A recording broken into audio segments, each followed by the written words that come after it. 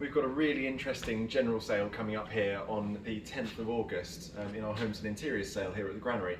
And I just wanted to take you through a few of the most interesting lots that really stand out to me.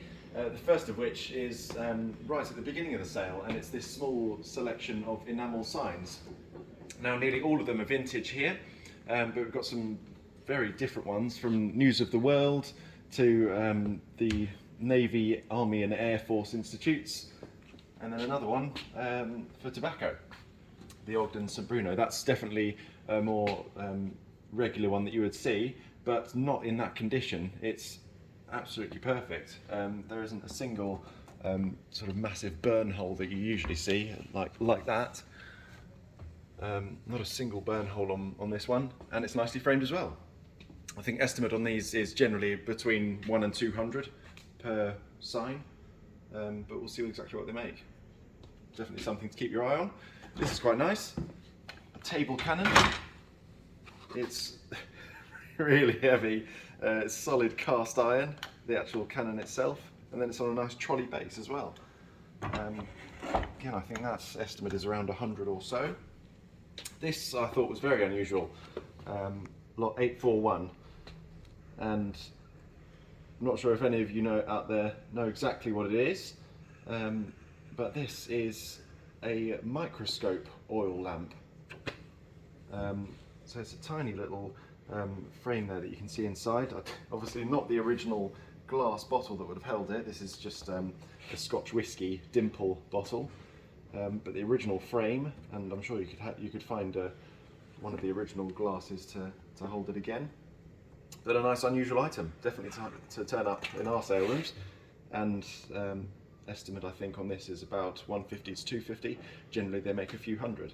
So I suppose the loss in price or in value is with the original glass there. We have a few, again another unusual thing for us to have, a few vintage tea towels. And although they don't sound particularly interesting, the designs on them are. And I think we have about 13 lots in total of these. They're all from one house. They've never been used and just been stored in a linen press ever since they were purchased, I think in the 60s or 70s. And I'll just open this one up here. And as you can see, some of them, the text along the bottom here, designs by Lucienne as well. So these are pure linen, made in Ireland, and just with some really funky designs. And that's another one next to it as well. I'll just show you that one again, because this one's by Lucienne. And that one's of cooking utensils and pots. Just nice unusual things, and to not have been used as well. So completely brand new condition. Again, there's a run of those, and these ones are lot 744 and 746. I think estimates are only 30 to 50 pounds each for an original 1960s towel. That sounds odd. Some other things, just quickly as we go around here. This is really nice. Lot 47. Lovely stained glass ceiling lantern with beveled glass panels. That just really caught my eye as I was lotting. I think estimate on that is about 150 to 200. This really interesting group of mirrors, all individual lots, but all from different continents and eras. So my favourite here is lot 854, the plainest of the lot. And this is a 17th century William and Mary, and that's walnut veneer around the side, and they call these cushion mirrors. And I think what people like most about these is when you can't see yourself in the mirror. I don't know what that's saying about most people nowadays, but people love it when it's got an oxidized look to the mirror here. Just gives it a real sense of character. There's the back of it. Estimate on this is about 300 to 500. Generally they can make a lot more, so we'll keep our eyes on that one. And then the two behind that here. So we've got lot 51, which is, I believe, an Iranian cabinet mirror. So the doors do fold in, and that's all hand painted and lacquered around the end. I'll just show you the outside of the door. So obviously a symmetrical design on the other side as well. But that's really pretty. That's 19th century. And I think the estimate again is about 150 or so. It does have a broken shard of glass there, but it is still intact, or it's still there rather.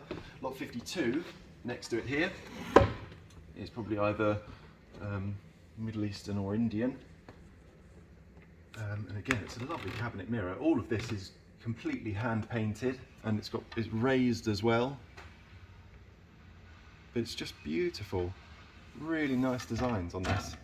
And again, the doors close if you want them to be closed, with painted signs on the outside. Amazing cabinet mirrors. I really like these things. I think the estimate on that one is about 100 or so. Bit more modern, this one here. Got plenty of other very interesting items. We're just going to quickly take a look at some of the furniture that's come in. Here you go. So my friend that I've managed to find downstairs here is lot 2139, and it's probably something you just scroll past on any other catalogue, because it's hard to get the scale for these sorts of things in photographs. But this is a life-size mannequin, and usually you see them yay high as artists' lay figures, but this one is a life-size one.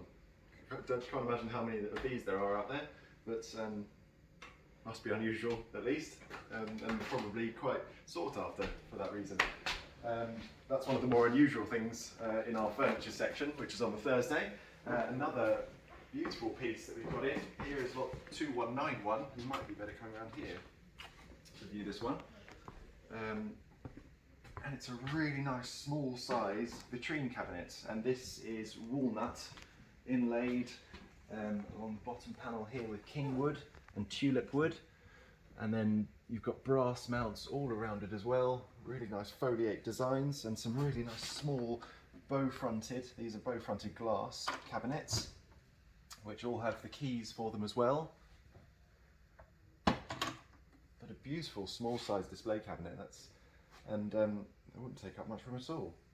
I think the estimate on that is about 600 to 1,000, an extremely rare piece that would be. What else do we have? More mannequins. Let's have a look down here. Oh, we've got some Philip Stark, I can see there.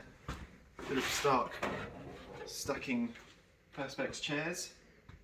Got a set of 3 of those in one lot. That's 2288. Not sure of the estimate on those, but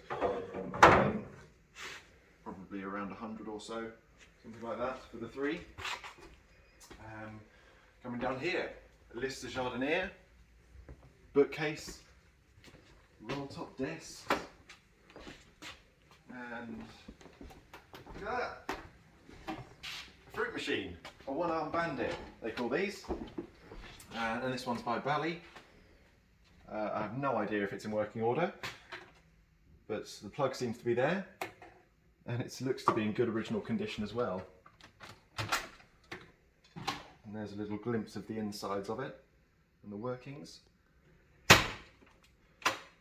That'd be a good bit of fun to have in the cave, wouldn't it? What else have we got? Look at that. Extremely ornate double dome bureau bookcase. Crikey.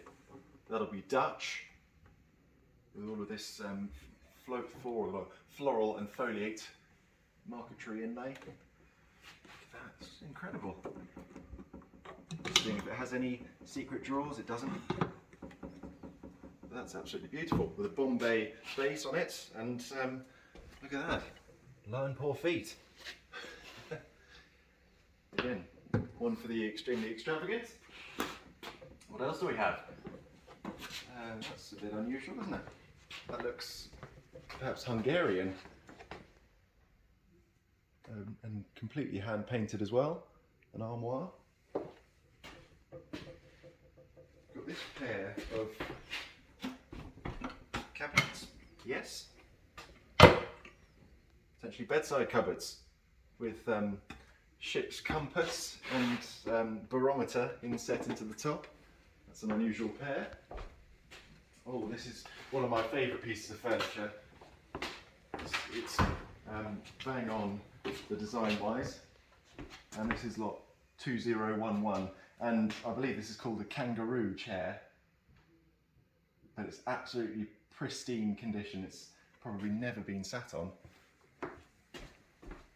really, really nice piece of furniture, that.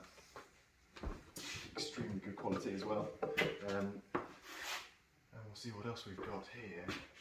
Just a few other pieces to point out. Lots of heavy French armoires and extremely heavily carved armoires as well. Certainly got all of the large pieces of furniture in. Just looking for one more thing to finish on, some nice Windsor chairs. And they look like Macintosh, perhaps Rennie Macintosh chairs here as well. Art Nouveau. Oh yes, we'll finish here on lot 2159. Very unusual long case clock, especially for us here. So this is by the maker Orange Lemon, and that was a maker in Battle. So exactly where we are here. And this one has, I'll open the door here so you can see it probably a bit better. Lovely hand-painted dial at the top as well. It's an 8-day clock, and you've also got the date showing at the bottom here, and the subsidiary seconds dial here as well. It's a nice sort of square structured case as well. Got the weights, got the pendulum, got the key, or a key, probably not original. But that's a very unusual maker, so we'll certainly be expecting high hopes for that. So I think that's about it of things to point out anyway, but please do have a look through the catalogue. I'm sure there's a hell of a lot more that I haven't looked at, so please do take a look. Sale is on Wednesday starting at 9:30 AM and Thursday 9:30 AM as well. Please do take a look. Thank you very much.